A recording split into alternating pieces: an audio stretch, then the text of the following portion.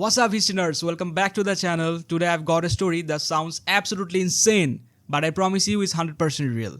We are talking about a country that went and lost a war to a bunch of birds. You heard it right, bunch of birds. Before dive into the absolute chaos, I need to ask the expert. Let me introduce you my co-host Professor Panda. Panda, tell me, how does a military with guns and trained soldiers lose a war to birds that cannot even fly properly? Like, make it make sense? Oh boy, where do I even start with this beautiful disaster? So picture this, it's 1932. Australia is in the middle of the Great Depression, and farmers are absolutely losing it because these massive, dinosaur-looking birds called emus are destroying all their crops. We're talking about 20,000 emus just having a party in the wheat fields. And here's the kicker, these aren't your cute little backyard birds. Emus are like, imagine if an ostrich and a velociraptor had a baby that really loved wheat. They're 6 feet tall, they can run 30 miles per hour, and they have zero respect for property rights. Pause for effect. So the farmers go to the government like, hey, a little help here. And the Australian military, and I cannot stress this enough, the actual military said, sure. How hard could it be? It was, in fact, very hard. Wait. You are just telling me the government just said, yeah, we will just shoot them? It's that simple. And who did the same to fight those birds? Oh, they sent the big guns. Literally, the Australian military deployed Major G.P.W. Meredith of the Royal Australian Artillery, 2 soldiers, 2 Lewis machine guns, and 10,000 rounds of ammunition. Let me paint you a picture. It's November 2nd, 1932.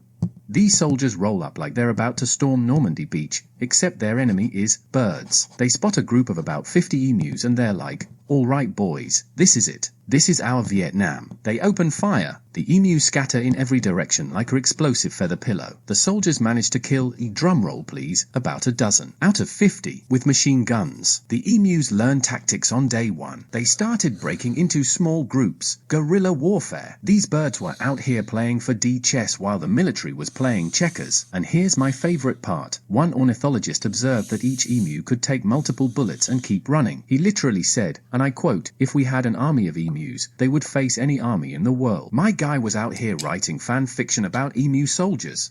No way. Please tell me they did not give up after just one day. It gets so much worse. So after the first disastrous attempt, the military was like, we need better strategy. They decided to mount one of the machine guns on a truck, a mobile assault unit. Very fancy, very tactical. Yeah, that didn't work either. Turns out, emus can outrun a truck on rough terrain. Who knew? Everyone knew. These birds are literally built for the Australian outback. The truck kept getting bogged down. The gun couldn't aim properly because of all the bumping, and the emus were just vibing, living their best life, eating wheat, mocking the Australian government. After about a week of this absolute circus, they'd used about 2,500 rounds of ammunition and killed maybe 50 emus. That's 50 bullets per bird. The military's kill-to-bullet ratio was so embarrassing that one reporter said the emus were winning on points. The media started roasting them hard. Newspapers were running headlines like "Emu still at large" and "A feathered foe's too fast for guns." One paper literally called it the Great Emu War, and that name stuck. Eventually, on November 8th, Major Meredith was like, you know what, I didn't sign up for this humiliation,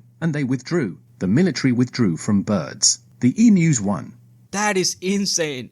But wait, Panda, did not they try again? Because there is no way the Australian government just took that L and moved on, right? You know they tried again. Because apparently, the first helping of humiliation wasn't enough. So after facing intense pressure from farmers, because remember, the emus were still destroying crops, the military reluctantly agreed to give it another shot in mid-November. This time they were like, okay, we learned from our mistakes. We're gonna be smarter, more tactical, more bird war ready. They were not more bird war ready. During this second campaign, they actually did a little better. They claimed to have killed about 100 emus per week. Sounds impressive, right? Wrong, because there were still thousands of emus. It's like trying to empty the ocean with a teaspoon. And the emus? They evolved. I'm not even joking. They started posting sentries, like actual lookout emus that would warn the flock when soldiers approached. These birds developed a military structure during the war. One emu would stand watch while the others ate, and the moment they spotted humans, the lookout would make this warning call and the entire flock would scatter in different directions. They literally reversed the military's tactics. The soldiers reported that emus could survive being hit multiple times and just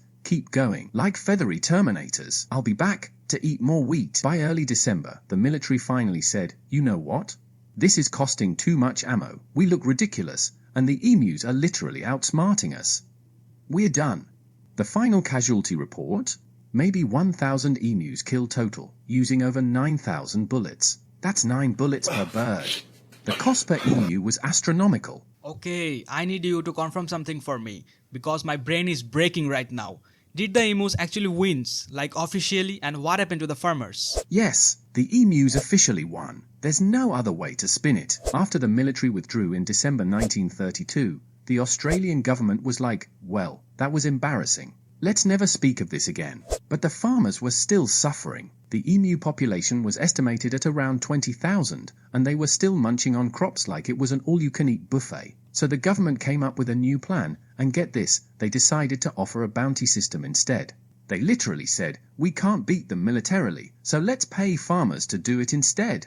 Brilliant! Why send trained soldiers when you can just pay regular people to do what your military couldn't? The bounty system was actually more effective. Farmers, who knew the land and the emu's patterns, managed to kill thousands. But here's the thing, the emu population still bounced back. These birds are survivors. They're like the cockroaches of the bird world, except majestic and 6 feet tall. The Great Emu War officially ended with military casualties, 0 humans. Just pride. So much wounded pride emu casualties, about 1,000 confirmed by military cost, thousands of dollars in ammunition and equipment Victor, the emus. And you know what the real lesson is here. Sometimes nature is just undefeatable. You can have all the technology, all the firepower, all the training, but you can't outsmart an animal that spent millions of years evolving to survive in one of the harshest environments on Earth. Plus, you know, the emus had the home field advantage. Okay, this is the most Australian story I have ever heard. But Panda, I gotta know, what did the rest of the world think? Were other countries just watching and laughing? The international community had a field day with this one. British newspapers were absolutely roasting Australia. Keep in mind, Australia was still very much connected to the British Empire at this time, so the British press was like, our colony just lost to birds. One British ornithologist, that's a bird scientist, by the way, wrote this absolutely savage piece saying, the emus have won. They held their ground and the military has withdrawn. It's an impressive victory for the emu. My guy wrote it like he was reporting on a legitimate military conflict. Like emus were about to sign a treaty at Versailles. The Australian government was so embarrassed that they tried to downplay it. The Minister of Defence literally had to answer questions in Parliament about why they couldn't defeat flightless birds. Can you imagine that conversation?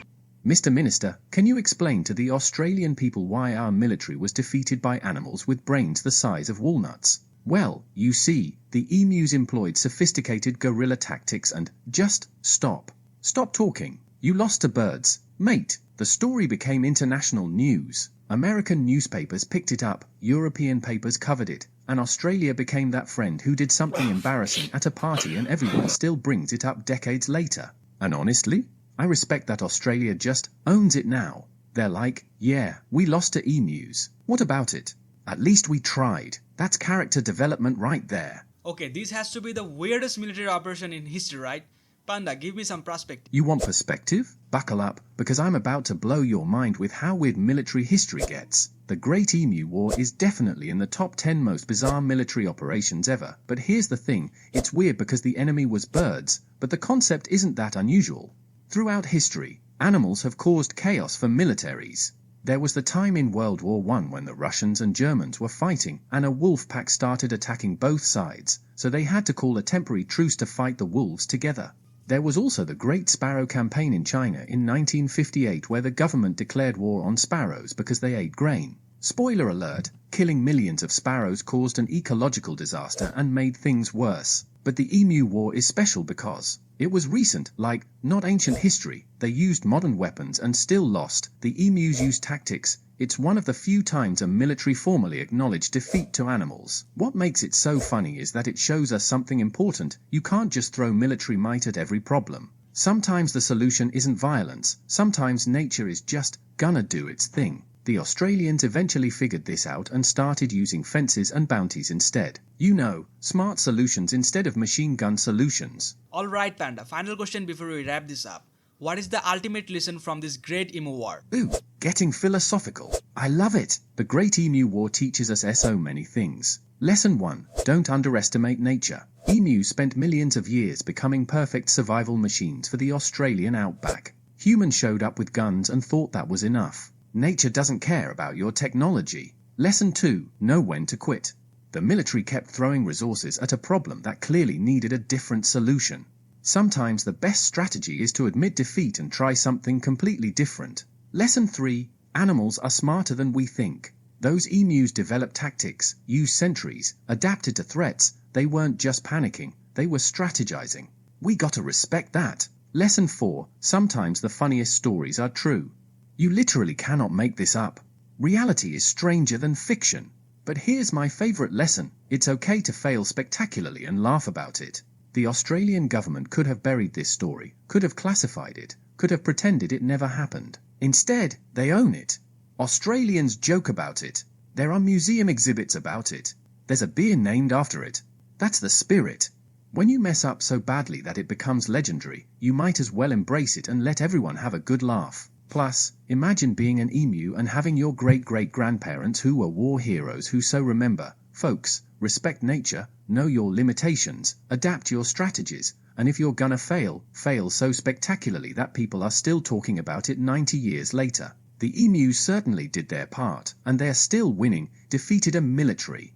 That's the most metal family history ever. Well, there you have it, guys. The time Australia won a war with birds and lost. Huge thanks to Professor Panda to explain absolutely ridiculous piece of history. If you like this story, please smash the like button and see you in the next video.